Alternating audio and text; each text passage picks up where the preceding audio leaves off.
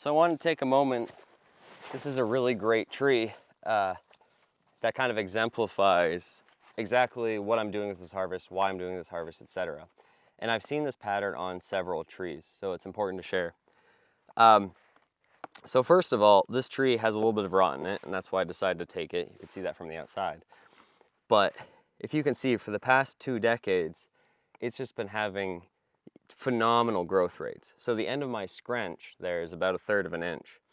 So it's been gaining, and this is radial, right?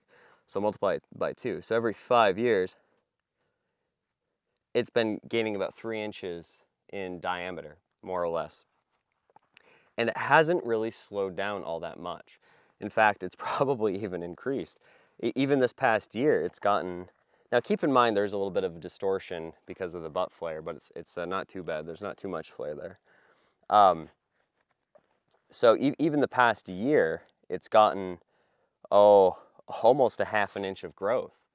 And the diameter of this tree has increased. So as the diameter increases, equivalent increments represent more growth, more volume put on the tree, right?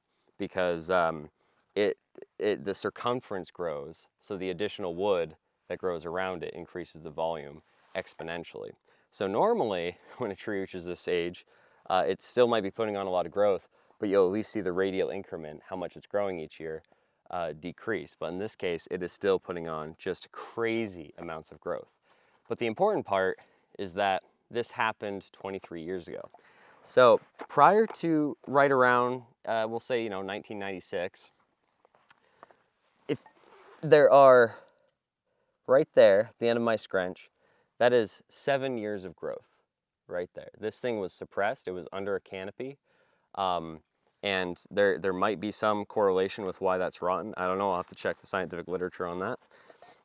But there was 7 years where it only grew 1/3 of an inch radially.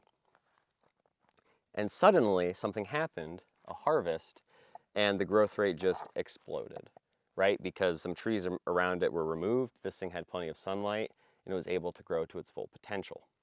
And so that's exactly what I'm trying to do with this harvest. So I'm removing larger trees that are either over mature or starting to decline, and I'm leaving the trees that are about this big in diameter all the way up to this size, leaving them based on their vigor and how healthy they look from the outside, and they'll have plenty of room to just explode. And so in this harvest, I'm not only able to capitalize on some of the growth that's occurred over the last 2 decades, but I'm enhancing the growth and ensuring that these growth rates continue into the future. So anyway, let's get to limbing this tree, and then I gotta move on because I'm starting to run out of daylight here.